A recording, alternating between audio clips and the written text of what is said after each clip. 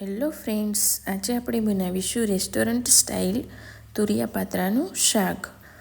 તો એની માટે આપણે એક આવી રીતના તુરિયાને લઈ લીધું છે અને આગળ અને પાછળનો ભાગ કટ કરી અને પિલરની મદદથી આવી રીતે આપણે ફરતા ફેરવતા જઈને છાલ ઉખેડી નાખવાની છે ઉપરથી અને પછી કટ કરી લેવાના છે આવી રીતે. અને પછી પતલી પતલી આવી સ્લાઇસમાં કટ કરી લેવાના છે બધા તુરિયાને. અને પછી એક પેનમાં 3 થી 4 ચમચી જેટલું તેલ ગરમ કરવા મૂક્યું છે. એમાં રાઈ, જીરું અને હિંગ નાખી દેવાની છે. પછી સૂકા મસાલામાં આપણે લાલ મરચું, તમાલપત્ર, અડધો ઇંચ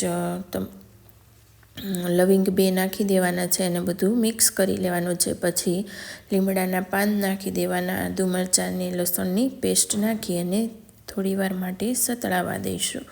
બધું સતળાઈ જાય પછી જે આપણે તુરિયાને કટ કર્યા છે એ તુરિયા નાખી દેવાના છે અને એને પણ બરાબર મિક્સ કરી લઈશું. પછી એમાં અડધી ચમચી હળદર નાખી દેવાની છે અને અડધી ચમચી મીઠું નાખી દઈશું.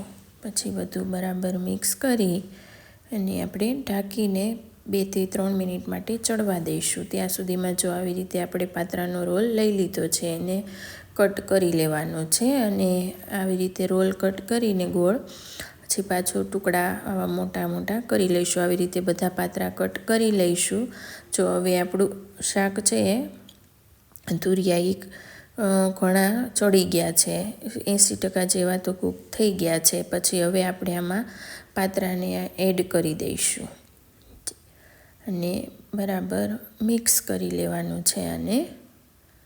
તો પાત્રા મિક્સ થઈ જાય પછી આમાં અડધી ચમચી ખાંડ નાખીશું અને 4 થી 5 ચમચી શેકેલી શીંગનો ભૂકો નાખવાનો છે. 1 ચમચી ધાણા જીરું પાવડર, 1 ચમચી કાશ્મીરી લાલ મરચું પાવડર અને આ બધું નાખી અને બરાબર મિક્સ કરી લઈશું ને 1 થી 2 મિનિટ માટે ચડવા દેવાનું છે આમને. પછી તેલ છૂટું પડી ગયું છે, હવે ઉપરથી આપણે થોડું ગરમ મસાલો નાખ્યો છે અને પાણી નાખી અને 2 થી 3 મિનિટ માટે ચડવા દેવાનું છે. એટલે આપણું સબ્જી એકદમ સરસ તૈયાર થઈ જશે.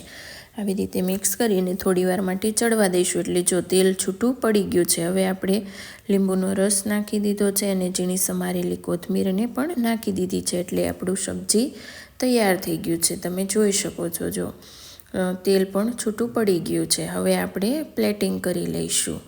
તો આ સબ્જી બનાવવું ખૂબ જ સરસ છે. રેસ્ટોરન્ટમાં જેવું મળતું હોય છે એવું જ સરસ ટેસ્ટી શાક આપણું તૈયાર થઈ ગયું છે. અને મેં પાત્રા બનાવવાનો વિડીયો નીચેની લિંકમાં આપેલો છે, તો તમે જોઈ લેજો. જો તમને મારો વિડીયો ગમ્યો હોય તો લાઈક કરજો, શેર કરજો અને સબસ્ક્રાઈબ કરજો.